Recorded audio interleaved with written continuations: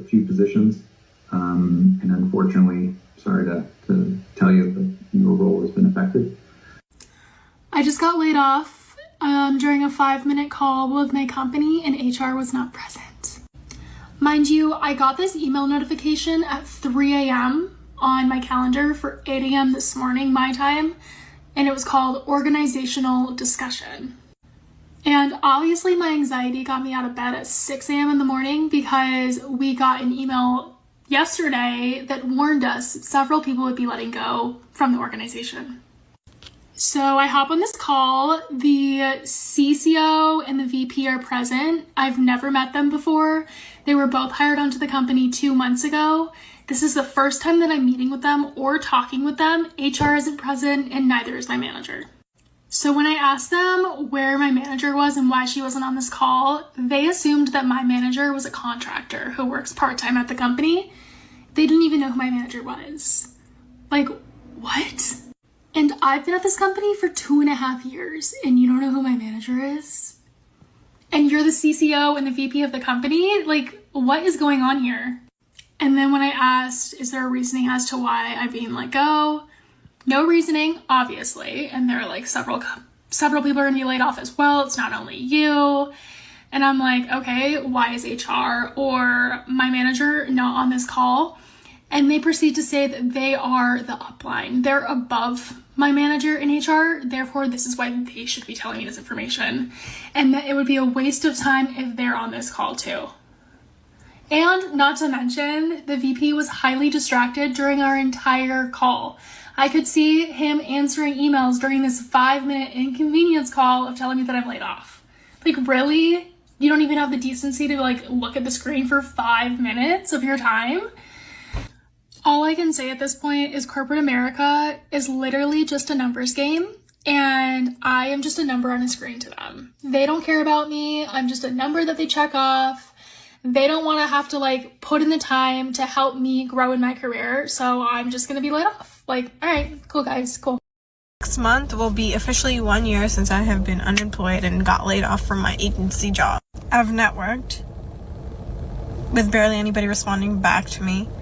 I've interviewed, got to multiple last rounds.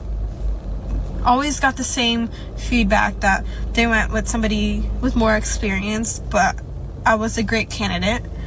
I've applied to over 1,000 jobs. I've applied to even low-paying jobs. I've applied to internships. I don't know what else to do. I ask questions at the end of the interview. I get to know them. Like, I don't know what else they want from me. Do you want to know what sucks?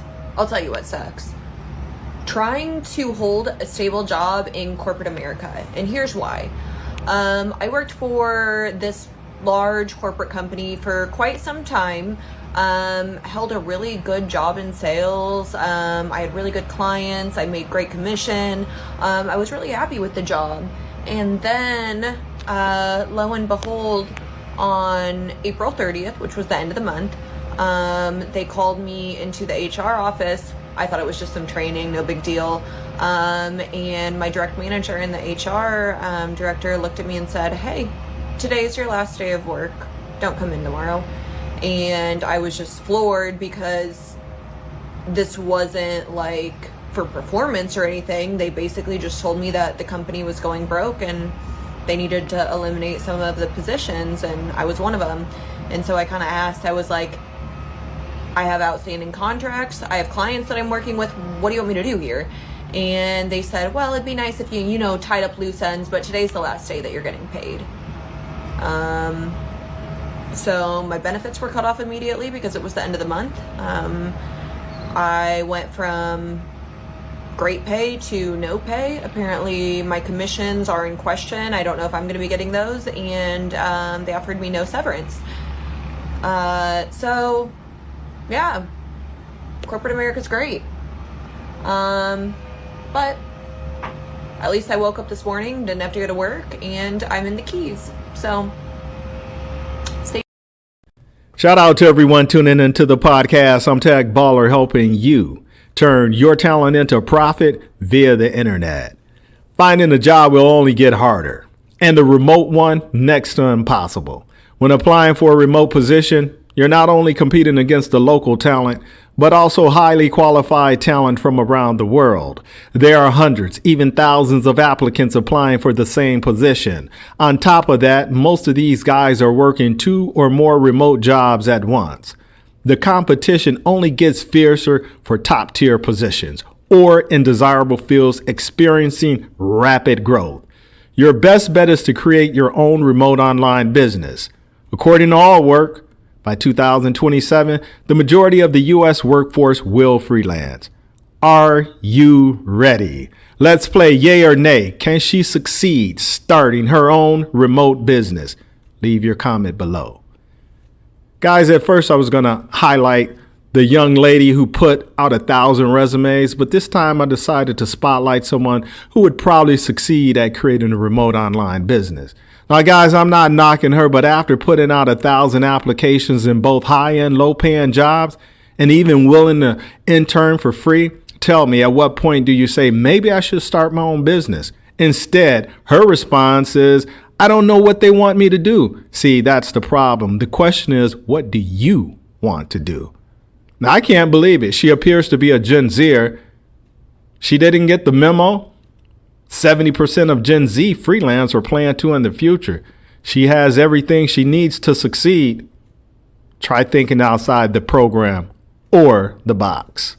So instead, we're going to be spotlighting the sales professional, which I see as a more viable candidate to create a remote online business. See, I started my career in sales and in marketing, and with this background combined with the internet, her options are endless. All right, so currently, without warning, she was let go of a high salary sales position at a Fortune 500 company. So what are her options now? Option 1, chances are her network of friends and mentors are still holding high-level positions in various companies. She could easily send out a few emails, make some calls, and be back in the game with another company. Or she could take this opportunity, collect unemployment, and find a high-ticket online sales job while building her remote business. I don't see her having a problem. Being in sales is like running your own business within a company.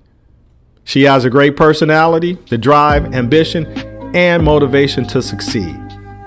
She'll be fine. And also, she was really nonchalant about the whole experience. Guys, that's all I have for today. Remember to like, share, subscribe, comment, hit that notification button so you'll be notified when my videos drop. Oh, guys, I'm on the 30-day challenge to go live. I must go live ASAP so I can pick up my camera and give you guys live, raw, unedited, unfiltered content on my mission building this channel. It's a new game. You don't have to be in tech nor a content creator to make money online. Although I started with a service offering, the new players are turning their talent into profit via the internet by creating a 6-figure remote online business that finances their lifestyle. Living life on their terms, that's the new rich. Guys, like, share, subscribe. I must go live, comment, and hit that notification bell so you'll be notified when my videos drop. Remember, until you take control of your time, you'll never have control of your life. I'm out.